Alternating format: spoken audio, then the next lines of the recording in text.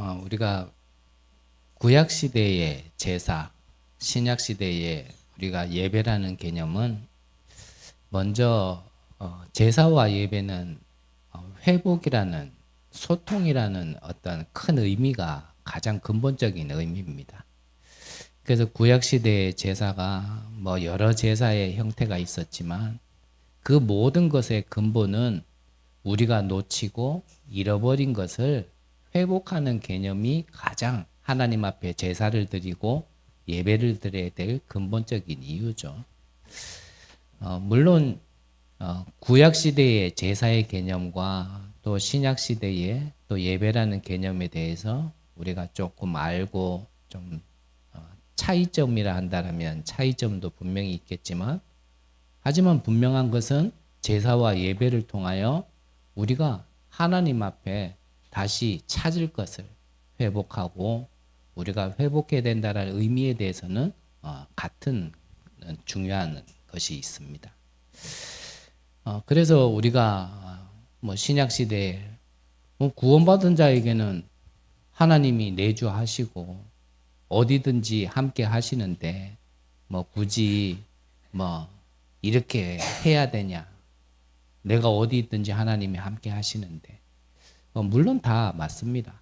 또 뭐 구약 시대에 보면 꼭 신약에만 있는 것이 아니라 구약 시대에도 하나님께서 분명히 언약 가진 자에게는 함께 하셨던 비밀이 있었기 때문에 그 말도 틀린 말은 아닌데, 우리가 또 하나님 앞에 어떠한 진짜 예배로 제사로 드리는 의미 속에 회복해야 되는 것, 소통해야 되는 것에 대해서는 좀 다른 의미가 또 있겠죠. 자, 먼저 왜 우리가 하나님 앞에 예배자로 예배를 드려야 되는지, 그리고 우리가 예배를 통하여서 그렇다면 나의 어떤 시간표라면 시간표고 위치라면 위치고요. 나의 영적인 현주소를 알아야 사실은 내가 무엇을 회복해야 되는지, 예배를 통하여서 무엇을 회복해야 되는지,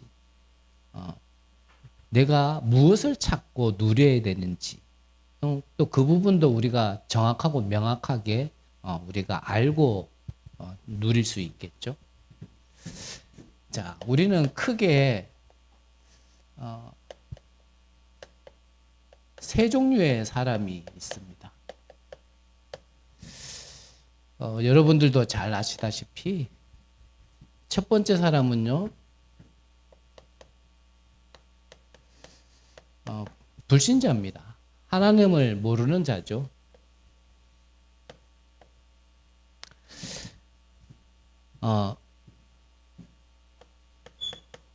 자기가 자기의 생각과 자기의 주인권 가지고 사는 것 같지만 이 불신자는 그렇지 않습니다. 주인이 사단입니다. 그래서 자기 자신은요, 자기 의지대로 사는 것 같지만 사실 여기에 종노릇하면서 사는 게 불신자죠. 여기에 하나님은 아예 없는 상태가 바로 불신자 상태입니다. 이 불신자의 가장 큰 문제는 앞서 말씀드린 것처럼요, 주인이 자기 자신이 아니단 말이죠.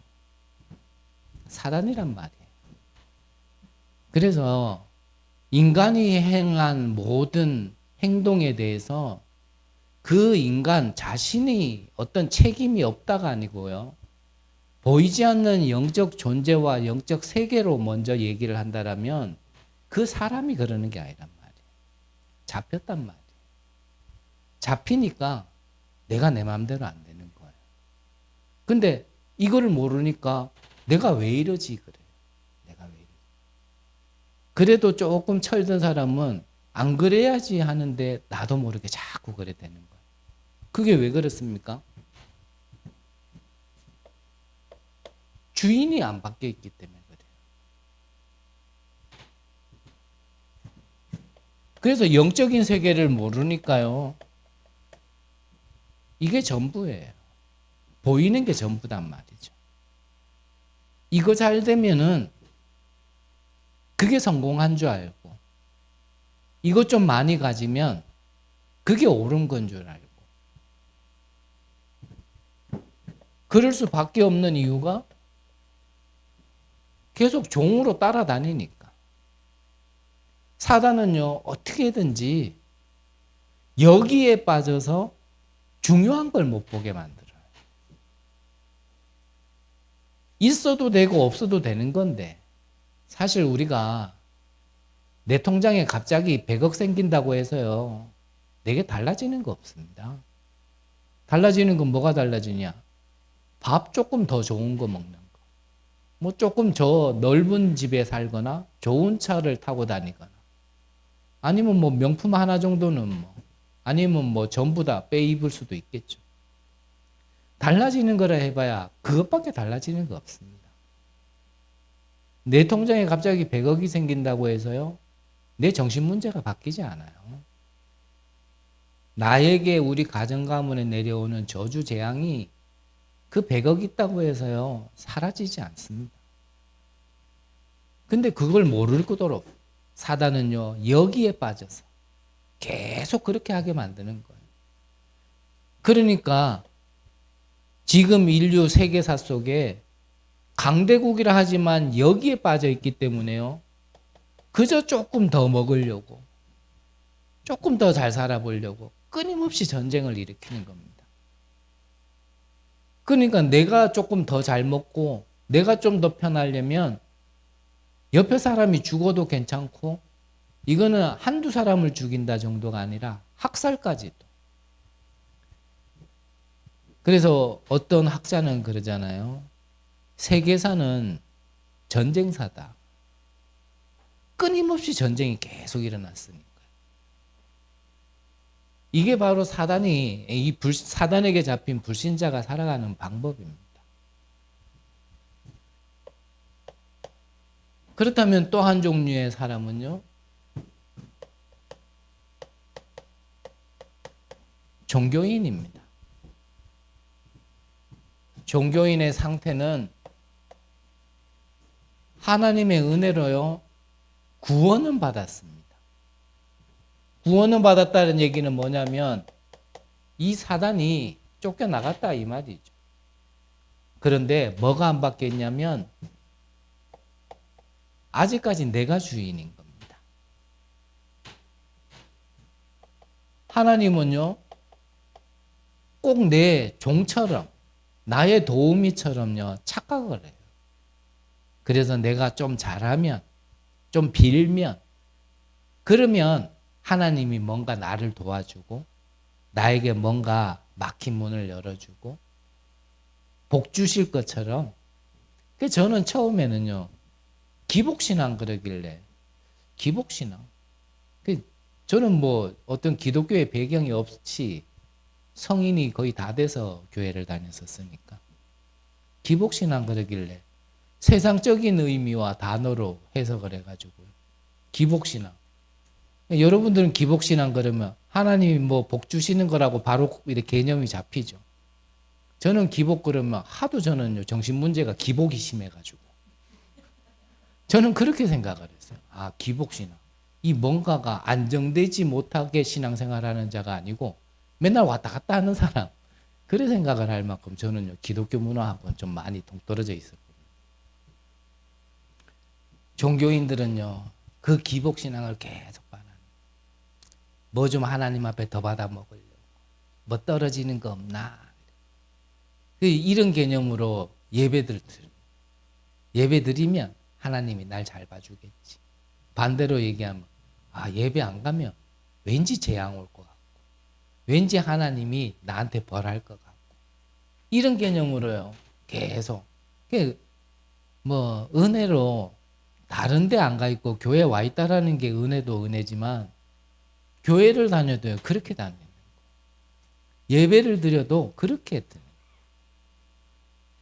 우리가 예배라는 것은, 예배자로 부름받았다라는 것은요, 이미 다 받은 자가 하나님 앞에 감사와 고백과 믿음을 드리는 게 바로 예배거든요.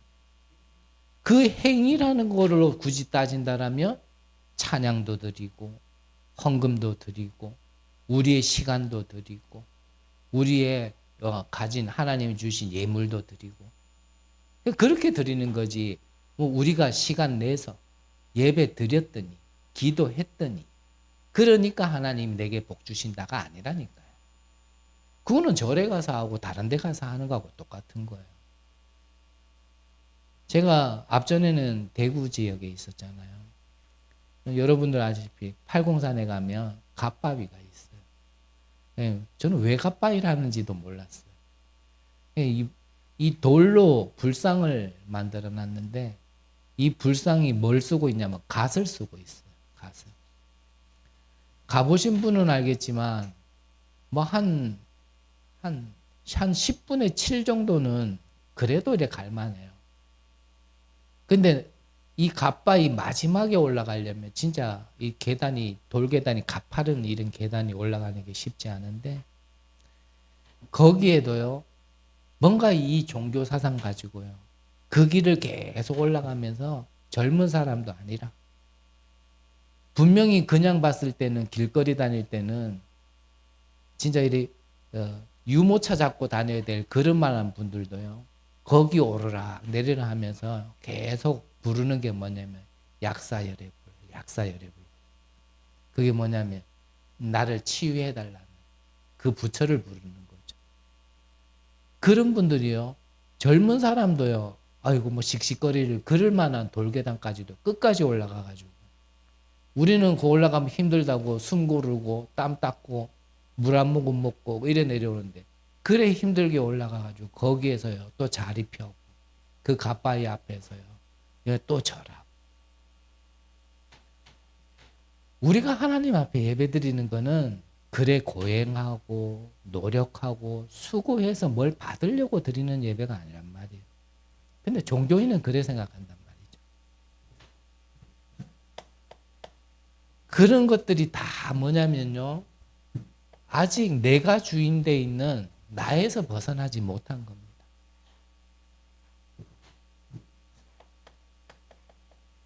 아직 바뀌지 못한 나의 생각. 이 종교적인 생각. 이 생각, 사상이라는 건요, 굉장히 무서운 거거든요. 그러니까 같은 민족, 같은 나라에서도요, 왜 그렇게 전쟁을 일으키고 같은 민족을 왜 그렇게 학살하냐면 결국 이 생각 차이 때문에 그래요. 생각 차이. 똑같습니다. 교회 안에도 똑같아요. 우리가 예전의 생각에서 여기 있을 때 심겨진 그 생각에서 바뀌지 못하면요. 교회 와 있어도요. 전부 다 각자 생각으로 각자 말을 하거든요. 잘 아시는 바와 같이 사사기서 마지막 장에 뭐라고 기록되어 있습니까?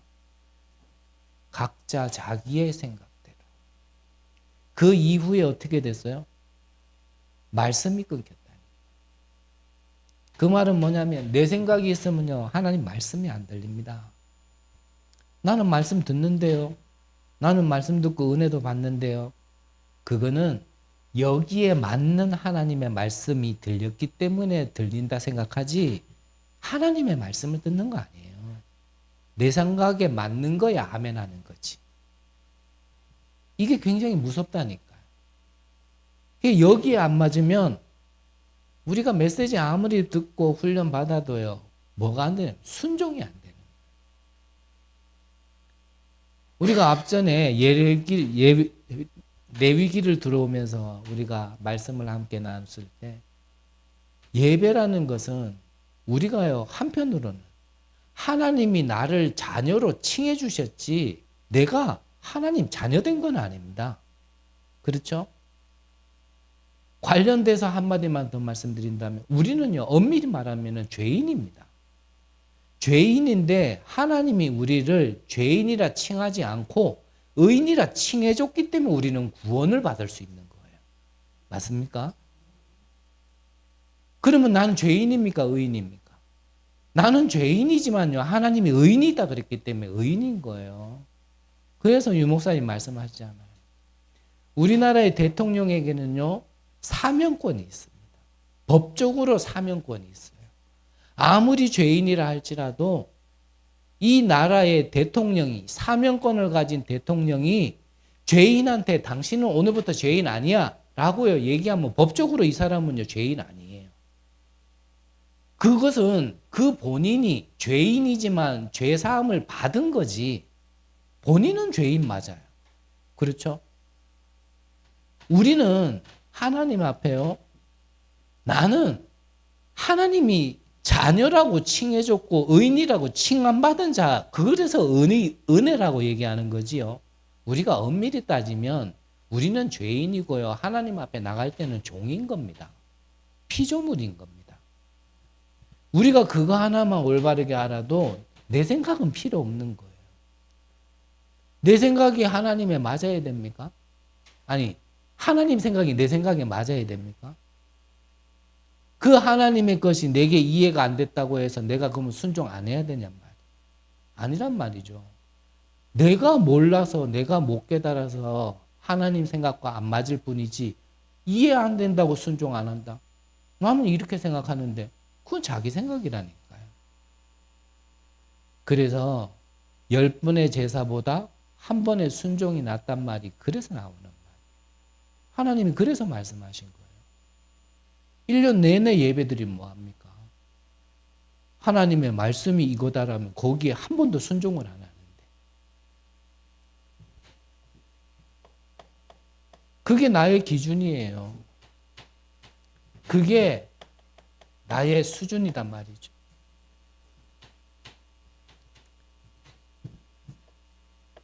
이 종교인은요,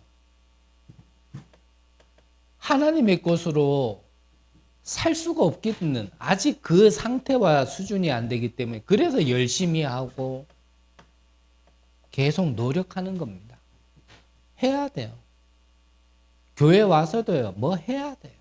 하나님 앞에 와서도 해야 돼요. 하는 것과 되는 것은 달라요. 증인이 되리라 그랬지 증인 되라라고 안 그러셨어요. 그러면 증인이 되려면은 뭐라 말씀하셨습니까? 오직 성령의 권능 받으라 그러셨거든요. 근데 그 권능이 없다 보니까 뭔가 복음 운동해야 되고 전도해야 되고 뭔가 후대 살려야 되고 교회 살려야 되고 전도자 도와야 되고 말은 다 맞는데요. 그 안에 담긴 게 이거란 말이에요. 그래서 우리 21가지 삶의 본질 얘기할 때 그 삶의 내용이 중요한 게 아닙니다.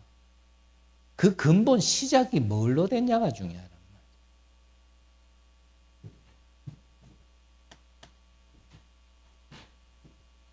이걸 보고 신앙인이라 하지 않고 뭐라고요? 종교 생활이다 그런단 말이에요. 그래서 다시 한번 말씀드리지만 나는 교회 다니는데 왜 종교 생활이라 합니까? 나는 복음도 알고 말씀도 듣고 기도도 하고 혼자 다락방도 하고 혼자 예배도 드리는데 왜 종교 생활이라 합니까? 여기 배경에서 앞서 말씀드린 걸 좀 이해하셨다라면 다 해도요. 내가 기준되어 있는 거는요. 종교 생활일 수밖에 없는 겁니다. 그렇다면 하나님께서 우리에게 원하시는 그리고 기다리고 찾는 이 신앙인은 어떤 모습일까요? 당연히 구원받은 자고요. 이제 내가 주인이 아니라 하나님이 나의 주인인 겁니다. 나는 그분의 종이에요. 이게 하나님이 원하시고 찾는 한 사람인 겁니다. 그러면 신앙인은요. 뭐가 다른 거냐면 근본적으로는요. 보이지 않는 이 신분과 권세와 이 배경이 달라진 것을 알고 이것을 누리는 자가 바로 신앙인인 겁니다. 그것을 지금 전도자를 통하여서 7 망대, 7 여정, 일곱 이정표라고 정리해 주신 거예요. 자, 그렇다면 본론적으로요. 우리는 어떻게 이렇게 응답받아야 되냐. 다 이렇게 응답받고 싶은데 또 이렇게 받고 싶어하는 마음속에 우리가 하나님을 믿고 예배를 드리는데 실상 그렇지 못한 분들이 더러 있단 말이죠. 앞전에 하나님께서 저를 아시고 세우신 지도자 목사님 통하여서요. 제가 아직 그 수준이 아닌데 교육자가 돼 있고 그 위치에 올라갈 사람이 아닌데 그 위치에 있다 보니까 하나님께서 저를 은혜 주시려고요. 두 번째 산업 현장에 보낸 현장이 있었습니다. 거기서 제가 이렇게 일을 하고 있는데 이제 여름에 방학이 되니까 대학생 한 명이 이제 아르바이트 하러 온 거예요. 뭐 잘 못하지만 그래도 하나님이 우리를 부르신 궁극적인 목적이 내가 구원을 누리고 이 구원의 비밀을 전달하는 것이 우리를 부르신 이유이기 때문에 그 학생 하나가 아르바이트하러 온 날부터 계속 그냥 기도했어요. 저 영혼에게도 이 복음이 전달되기 위한 만남이라면 하나님 시간표를 주세요. 기회를 주세요. 근데 한 달 반 거의 이제 이 학생이 이제 방학이 시작하고 마치는 시간이 그 다 된 시간까지도 뭐 아무런 기미가 없는 거예요. 그래서 뭐 아니라면 어쩔 수 없는 거잖아요.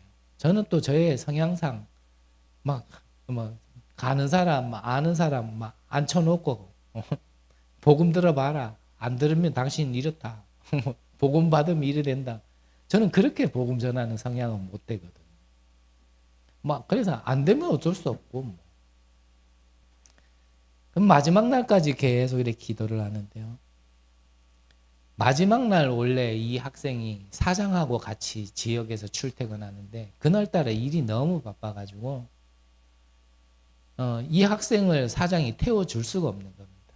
그래서 저보고 이 앞에 버스 정류장까지만 좀 이 학생을 태워주면 안 되겠냐라고 저에게 얘기를 하시길래 저희는 그게 하나님의 기회로 보이더라고요. 그래가지고 그 친구를 태우고 그 일하던 곳에서 그 집까지 가려면 한 25분, 30분 정도를 가야 되는 거리를 버스 정류장에 내려주지 않고 일부러 태워가지고 집에까지 태워줄게 이랬죠. 지는 좋다 그러죠. 왜 태워주는지도 모르고. 그래서 태워가면서요 얘기를 한 거예요. 내가 듣기로는 너 교회 다닌다 하는데 혹시 네 하나님 만난 적 있어? 그랬더니 그럼 이 친구가 하는 말이요.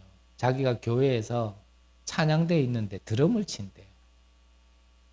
자기가 찬양하고 막 드럼 치면서 찬양하고 이럴 때는 하나님을 만난 것 같은데 그렇지 않을 때는 하나님을 못 만난 것 같다 그러더라고. 야, 그래가지고 야, 무슨 하나님이 찬양할 때만 네한테 오고 찬양 안 할 때는 뭐 딴 데가 계시다가 그럼 너는 하나님하고 늘 함께 하려면은 24시간 찬양만 해야겠네. 드럼만 쳐야겠네. 그랬더니 또 그럴 수는 없지요. 지 말로 똑똑하게 또 얘기를 해요. 그래서 쭉 얘기를 했죠. 하나님은 우리가 찬양할 때만 계시는 하나님이 아니다. 예배 드릴 때만 계시는 하나님이 아니다. 우리 안에 한 번 주인으로 오신 하나님은 내가 어떤 상태와 어떤 환경에 있다 하더라도 그 하나님은 한 번 오신 하나님은 나와 24시간 영원히 함께 하신다. 그 하나님을 네가 진짜 인격적으로 너의 주인으로 영접하지 않으면 너의 감정에 의해서 하나님이 나와 함께 하시는 것 같고 너의 기준에 따라서 하나님이 없는 것 같다 얘기하지 정말 인격적으로 내가 이 하나님을 한번 모시면 그 하나님은 떠나지 않는다. 그러면서 복음에 대해서 쭉 얘기를 했더니요. 이 친구가 달리는 차 안에서요. 나 그 하나님 영접하고 싶다 그러더라고요. 그래가지고 가다가 길 옆에 세워놓고 제가 운전하면서 눈 감고 기도할 수는 없으니까 길 옆에 세워놓고 이 친구 영접했어. 그리고 다음 날 와가지고요, 뭐라 그러냐면, 그 다음 날이 아니라 이제 그만뒀기 때문에 며칠 뒤에 한번 이렇게 사장이 일이 너무 바빠가 그 친구를 한번 더 데려와가지고 며칠 뒤에 다시 한번 봤는데, 자기가 그 사실을 자기 엄마한테 얘기를 했대. 그 엄마가 뭐 이러쿵저러쿵 네가 그랬니 뭐쨌니 참 그 전사님이 누구였는데 참 귀한 분이다 뭐 사실 안 귀한 사람인데 뭐 막 그래서 너 엄마한테 가서도 한번 이거 얘기해봐라. 너 엄마의 지금 상태와 위치가 어디에 있는 것 같냐. 그 친구가요, 엄마한테 이거 얘기하면서 자기 엄마를요, 복음 전화를 전해버렸어요. 그 엄마가 고백을 하더래요. 평생을 교회 다니고 예배드리고 교회의 권사님이고 헌신하고 열심히 최선을 다했는데 자기 자신은 나는 여기 있는 것 같더라.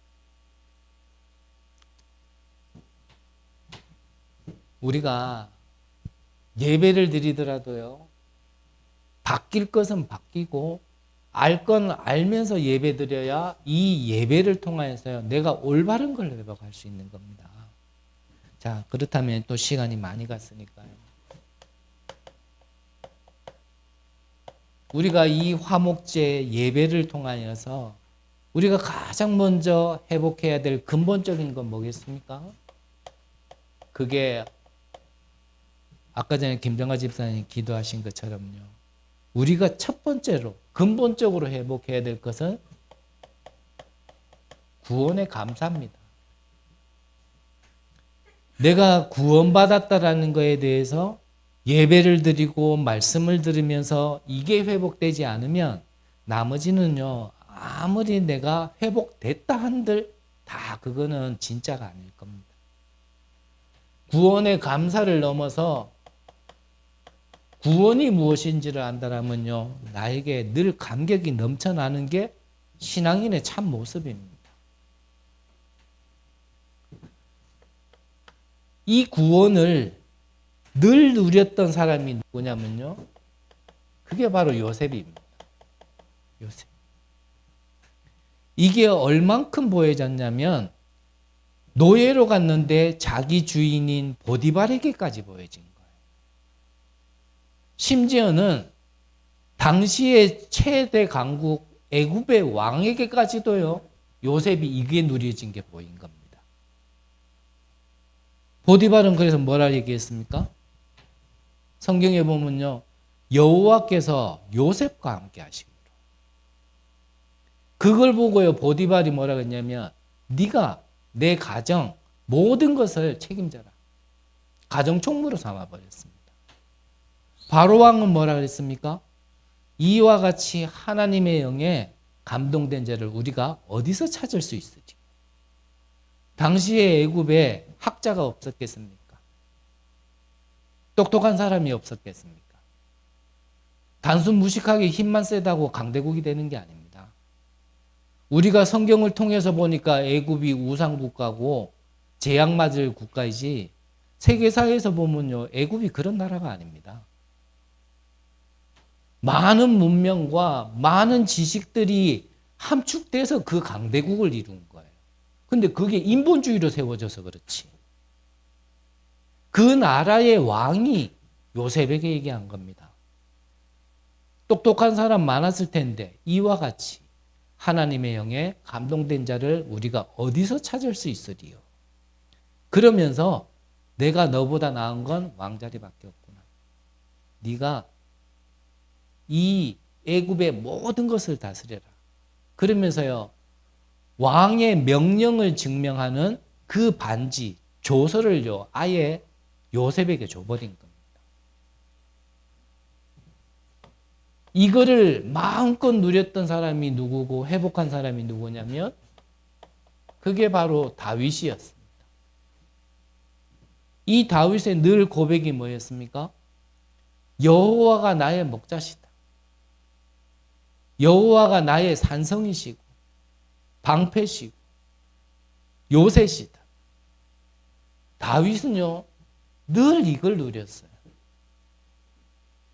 근데 아시다시피 이 환경이 그렇게 고백했던 환경이 뭔가 평안하고 문제 없는 가운데서가 아니라 곰과 사자와 싸워 이겼어야 될 그런 상황 속에서 죽음을 피해서 도망 다녀야 되는 그런 상황 속에서 그런 곳에서요 누렸던 게 바로 이거였어요.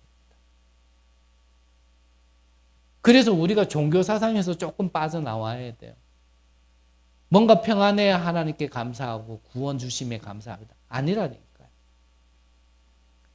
성경을 우리가 정말 자세히 본다면요. 이 감사와 축복은 언제 누리는 거고 언제 발견하는 거냐면요. 안 좋을 때, 어려울 때. 그래서 우리가요. 모두 예외 없이 그냥 평탄할 때는 잘 구분 안 됩니다. 뭔가요? 그런 환경이 왔을 때 이게 좀 죄송한 표현이고 저는 이런 표현은 별로 좋아하지 않는데 그때 분별이 되어지는 거예요. 그때 보면 알아요. 세상말에도 난세의 영웅이 나온다고요. 평탄할 때는 몰라요. 근데 문제 만나보면 알아요. 상황 보면 알아요. 그때 출애굽했다고요. 뭐 하나님께 찬양하고 감사하고 모세가 뭐 우리의 지도자니 다 그거는 그냥 말이라니까요. 근데 그게 얼마 지나지도 않아 홍해 딱 만나보니까요. 자기의 본색 다 드러나잖아요. 그 노예 생활했던 게 뭐 좋다고. 다시 돌아가자라는 겁니다. 그러니까 피제사라는 의미도 모르고 구원이라는 축복도 모르면 말이 그래 나올 수밖에 없는 겁니다.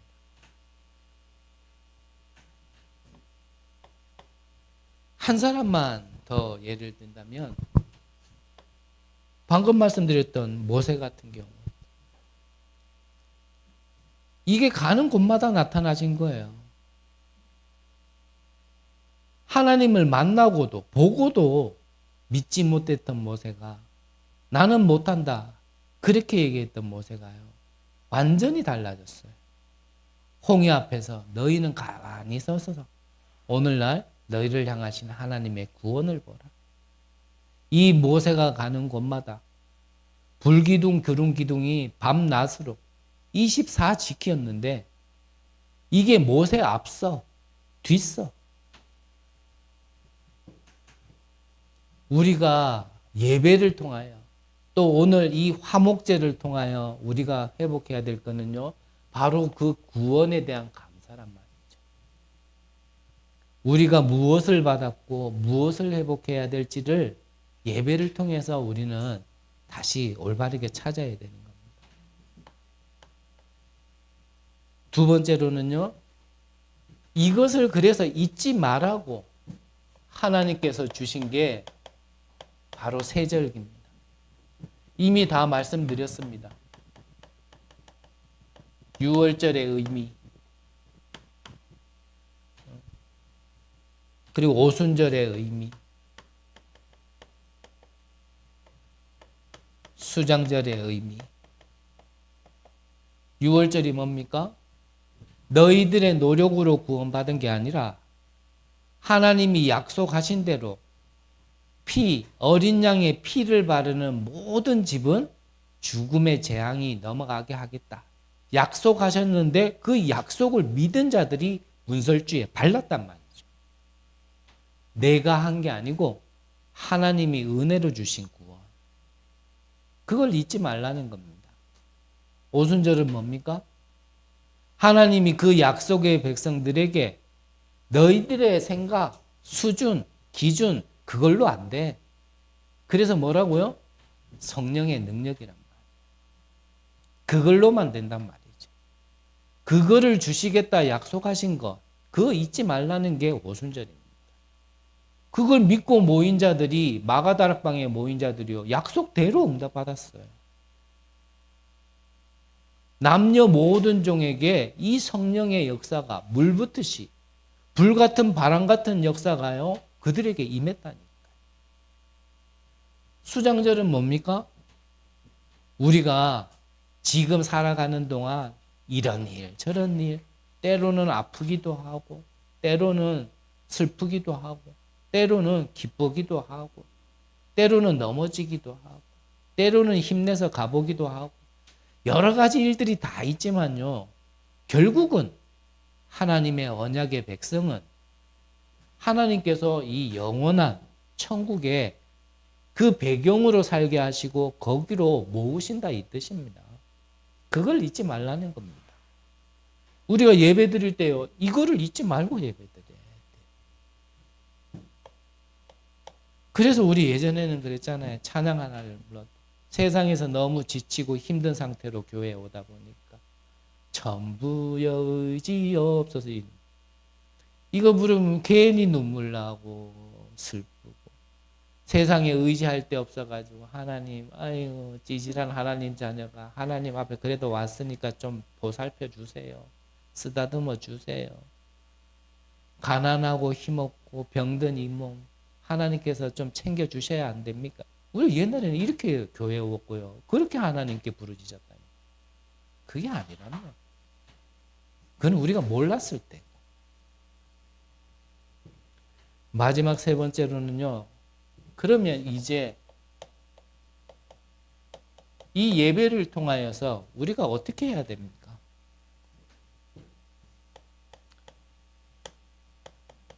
여러분들에게 주시는 이 말씀의 흐름 속에 나에게 지금 주시는 말씀을 계속 확인하셔야 됩니다. 그래서 한 번의 예배로 내가 응답받았다. 사실은 그럴 수도 있겠지만 그거는 지속은 안 될 겁니다. 응답에 지속받는 사람은요. 보이지 않는 말씀의 흐름을 타는 사람입니다. 어느 날 갑자기 아닙니다. 재앙도 어느 날 갑자기 아니에요. 응답도 어느 날 갑자기 아닙니다. 흐름이 있는 겁니다. 그래서 흐름을 놓친다라는 건 사실은요. 큰 응답과 지속되는 응답을 받기는 힘듭니다. 내게 이 말씀의 흐름 속에 주시는 말씀을 계속 확인하셔야 돼요. 그것만 보면 되지만 제가 메신저로서 말씀을 심부름하는 자로서 참 드릴 말씀은 아니고 죄송한 말씀이지만 그래서 여러분들은 말씀을 받는 자로서는 메신저를 보면 안 돼요. 유 목사님 그러시잖아요. 편지를 가지고 온 집배원이 코가 삐뚤어졌다. 코 삐뚤어진 것 때문에 내게 오는 편지를 안 받습니까? 그렇지 않잖아요. 지금 우리 시대로 얘기한다면 나에게 온 아주 좋은 물건이 있는데 그 택배를 갖다 주는 택배 기사가 눈이 한쪽이 좀 이상하게 생겼다. 그렇다고 해서 택배 안 받습니까?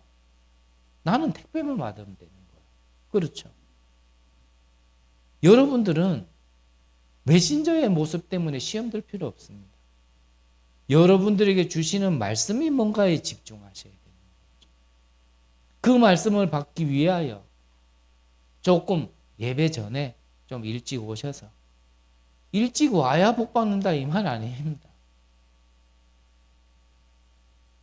정말 내가 그 전에라도 준비하면서 온다면 뭐 또 그것도 할 말 없는 거지만 조금 그래도 미리 내 마음 생각 또 내면도 좀 정리도 하면서 그 오늘 내게 주신 말씀이 뭘까? 이런 것도 좀 묵상하고 기도하면서 준비하고 이 말씀을 받으셔야 돼.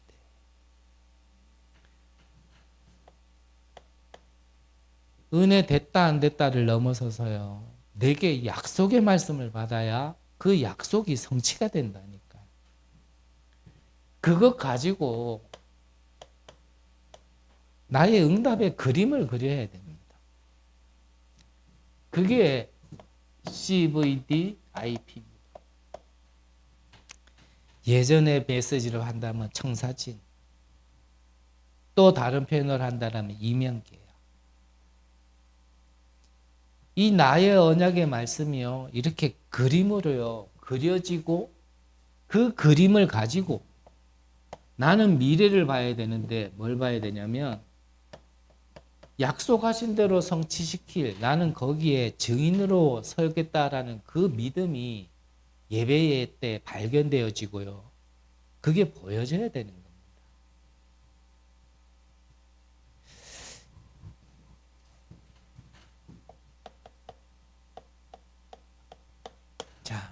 그러면 오늘 예배를 통하여서 아무리 뭐라 해도요, 여러분들이 이 구원의 감사를 회복하셔야 됩니다.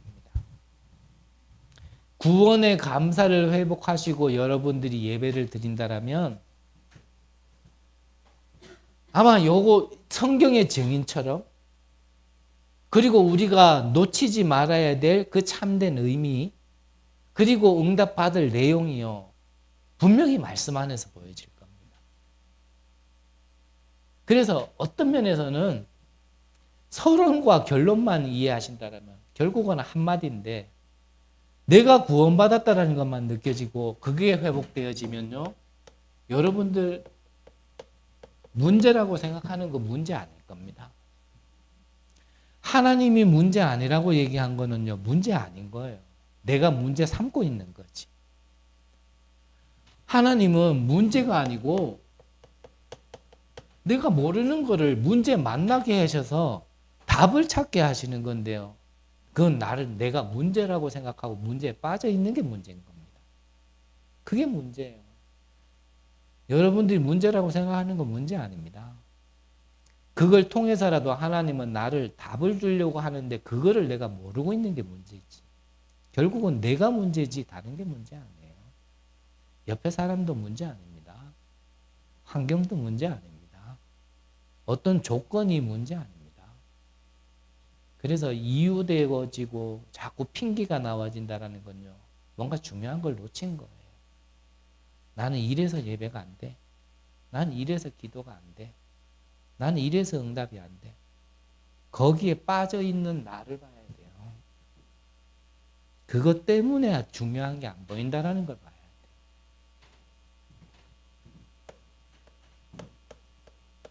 돼요. 갈등은요, 하나님이 나를 준비시키는 겁니다. 내가 갱신하면 돼요. 위기, 저와 여러분들이 끝이다 생각했을 그때가 하나님은요, 최고의 기회였습니다. 잘 아시잖아요. 나는 못한다, 끝난다, 나를 죽여달라고 했던 엘리야, 그때가요, 하나님의 시작이었습니다. 맞습니까? 성경의 증인들이 죽음의 끝까지 몰려갔을 그때가요, 하나님이 역사하시는 기회의 시간표였습니다. 맞습니까? 우리가 하나님을 믿고 성경을 우리가 언약으로 받들고 따라가는 자들이라면, 그러면 그때의 시간표를 봐야 됩니다. 그때 모든 것을 놓치지 않는 가장 근본이 뭐냐면 바로 구원이다. 오늘은 화목제로 봤는데, 앞서 말씀드린 것처럼 화목제도요, 이 모든 것을 회복하는 예배, 제사 중에 하나인 겁니다. 우리가 하나님께 잃어버렸던, 막혔던 모든 것들이 소통되어지고 누려지는 한 주간 되시기를 간절히 기도합니다. 기도하겠습니다. 하나님, 감사를 드립니다. 오늘도 하나님께서 우리가 누구인지, 또 무엇을 찾고 누려야 될지, 또 무엇을 바꿔야 될지 하나님이 말씀 주시고 은혜 주시니 감사를 드립니다. 주신 말씀을 언약으로 붙들고 한 주간 기도하다가 성경의 응답이 그대로 우리의 삶에 성취되어지는 귀한 증인으로 살게 하여 주옵소서.